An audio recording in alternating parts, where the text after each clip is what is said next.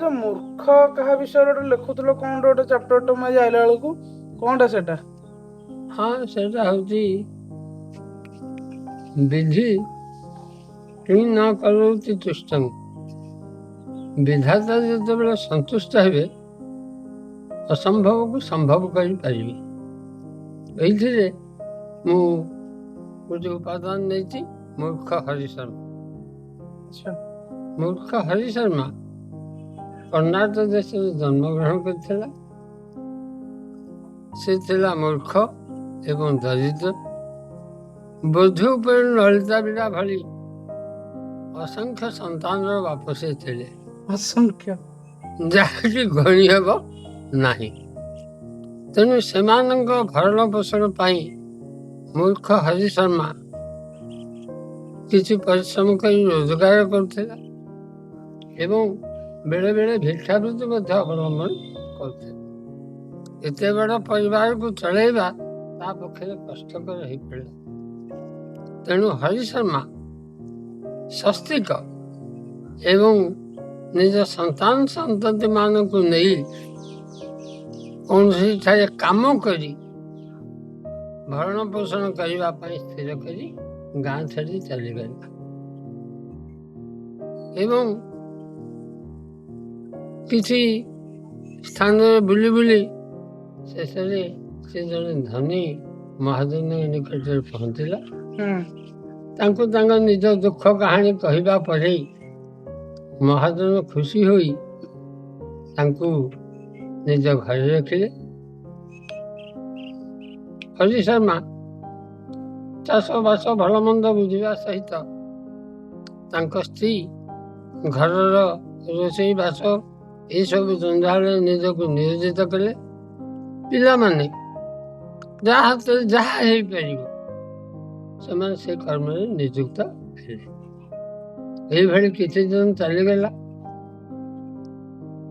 ହରିଶର୍ମା ପରିବାରର ଲୋକ ଭଳି ଗଣତି ହେଇଗଲା ଏବଂ ସେ ମହାଜନଙ୍କର ଗୋଟେ ଝିଅ ଥିଲା।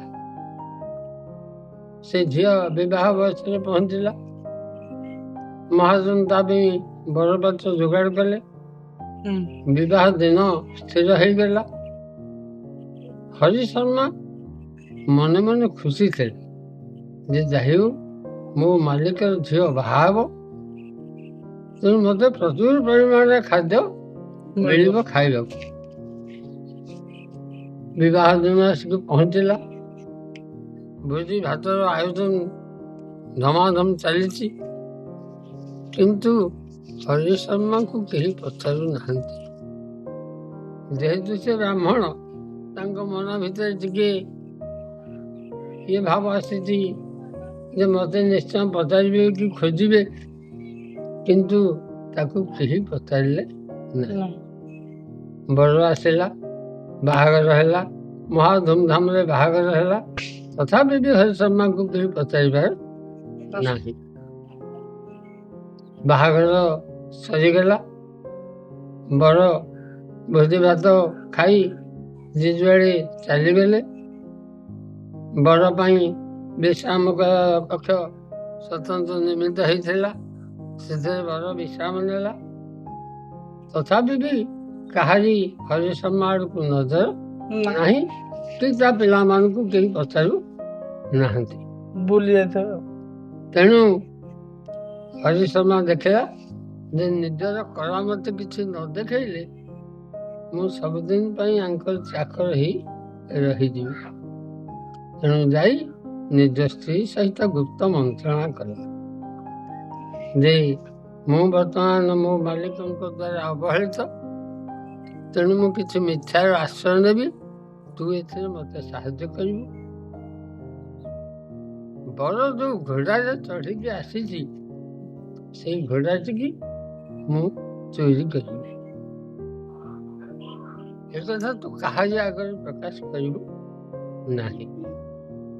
ଯଦି ଘୋଡ଼ା ବାବଦରେ ତତେ କେହି ପଚାରନ୍ତି, ତୁ ଏତିକି ମାତ୍ର ସୂଚନା ଦେବୁ ଘର ମାଲିକଙ୍କୁ ଯେ ତମ ଘରେ ପଣ୍ଡିତ ଅଛନ୍ତି, ତାଙ୍କୁ ଏ ବାବଦରେ ଟିକେ ପଚାରୁନ।